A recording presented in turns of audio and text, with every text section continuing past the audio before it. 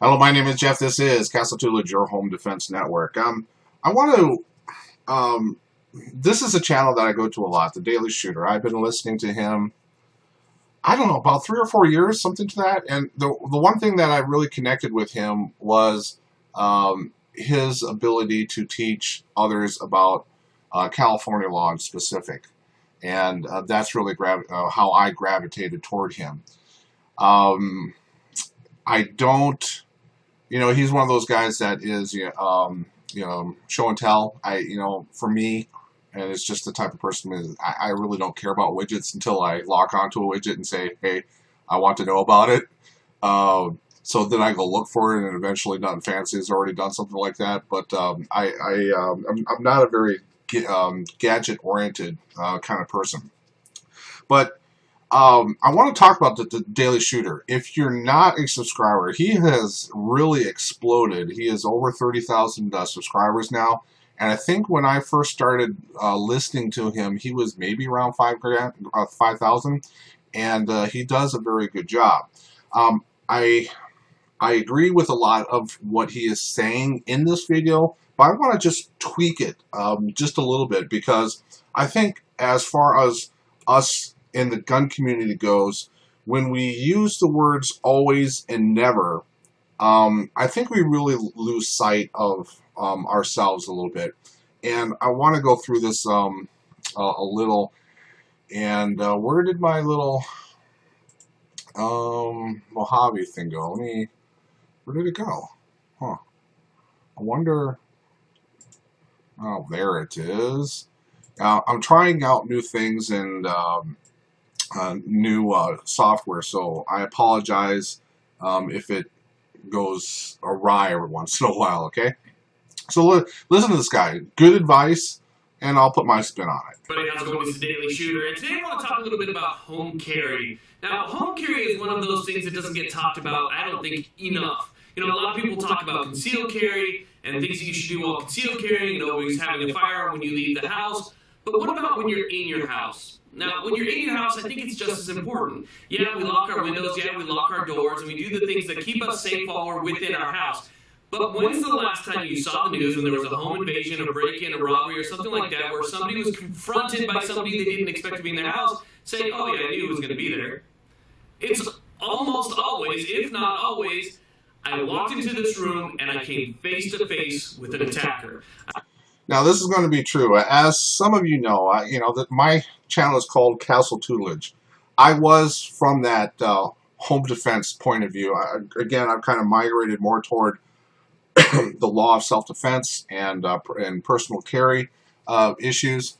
But I have been reading about home invasions since about 2006. I probably read about 5 to 10 home invasions a year.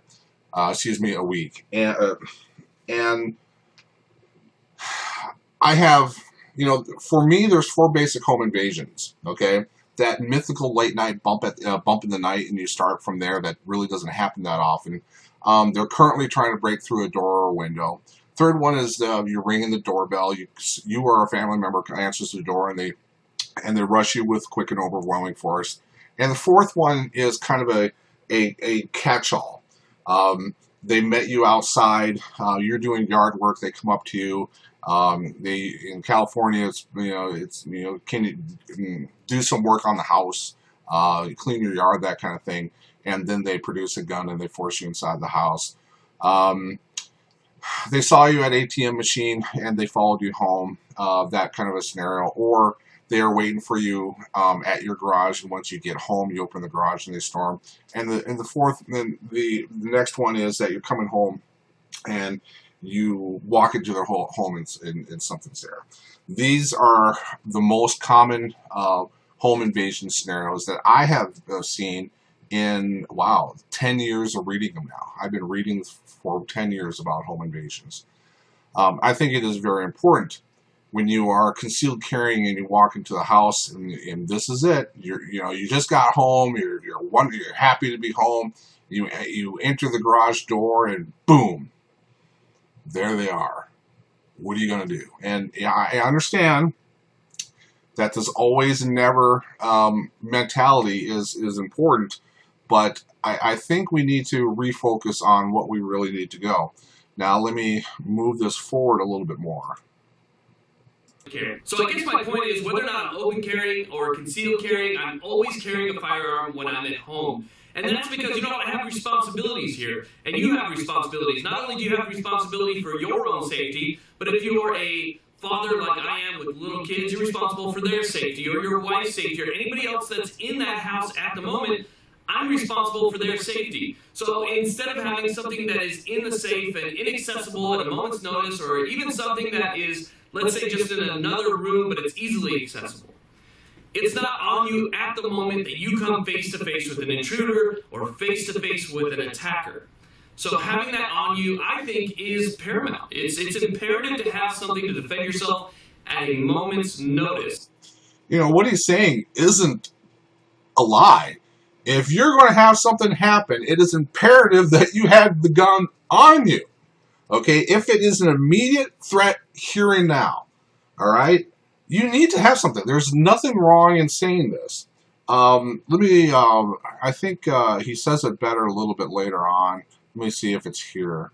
Don't just get lazy if you're a concealed carrier. You have a gun on your hip all day long, and it's kind of getting heavier, it's annoying, it's frustrating. You come in the house, you take it off, you put it on your nightstand, or you put it in a hand safe, whatever the case is, you walk away. I'm home, I'm in my safe zone. We all prepare for the bump in the night. We have our flashlights, and we have our either weapon-mounted flashlights or handheld flashlights. We have our firearm easy access. And we're preparing that if we hear somebody possibly breaking in the house, we can respond. That's not necessarily what I'm talking about. I'm not talking about the bump in the night. I'm talking about home carrying while you're awake and you're making dinner and you're moving around your house and you're cleaning up and you're taking care of things. For the unexpected times.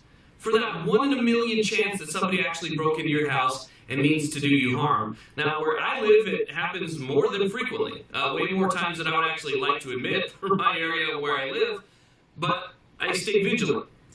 Okay, and it is going to be a product of his environment also. I think he has moved again, but at one point he was in the high desert. I want to say Victorville area. I think that's wrong. It may be more close to Mojave. There are a lot of home invasions out there. That's where a lot of meth labs are. That's where the gangs came out of LA and left and went somewhere else and happened. But if you listen to his verbiage, always and never, he did use always somewhere, and I'm sorry I didn't get that part in there. I want to bring it back to the level of reasonableness. And I'm not saying that it's unreasonable, I'm just saying that if you always have your gun on you at home, I don't find that to be reasonable. Because when I play with my kids outside, play baseball, to me, it is unreasonable to have a concealed carry weapon on me, okay? I won't do an open carry scenario because we have a lot of neighbor kids and they're always in our backyard, blah, blah, blah. I don't find it reasonable to have or necessary that, and I think it's even larger than that, a 1 in a million shot of being having some kind of a home invasion robbery kind of a scenario. It all depends on your neighborhood. It depends on how your house looks, etc. Blah, blah, blah. But I want to refocus a little bit. If you come home, hopefully you're carrying concealed. And if you go into a room and someone's there, you don't have your concealed weapon on you. Now, when I wrestle with, in Minnesota, I'll wrestle with my kid in the dead of winter.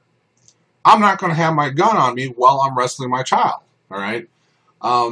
So you have to be kind of a reasonable person in doing it. What I do recommend is if you're carrying a new concealment garb or piece of equipment, I highly recommend that you try it in your home and you do, physical activities, maybe vacuum the home, clean the kitchen, do the laundry while you're bending and moving and stretching and doing that other good stuff.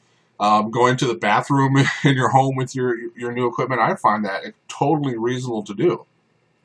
I like this guy. If you are not a subscriber to the Daily Shooter, you should be.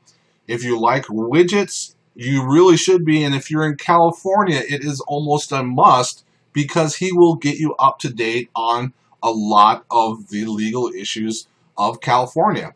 I know at one point he was going to make a YouTube channel totally dedicated toward law in California, but I think YouTube shot him down, and people are going to say, "Well, why are you different?" I give training advice. I don't give legal advice, and I think that is where he kind of screwed the pooch a little bit. I'm just doing conjecture, but he is one of the up and coming guys, and he takes good care of his viewers. So again, wearing a gun in your home, I don't think the word always needs to be part of it. I think, like I expressed before, if I go out and I know I'm going to be drinking, I don't bring my gun into the bar. I would rather enjoy my evening, have 2 beers, and not feel like I am surrendering my security by leaving my gun behind. I am not surrendering or being negligent in keeping my family safe if my gun isn't on me. That's the minor differences in the way he looks at things and I look at things. I'm not saying he is wrong, but he is wrong for me. My name is Jeff. This is Castle Tullidge, your Home Defense Network. I hope this helped.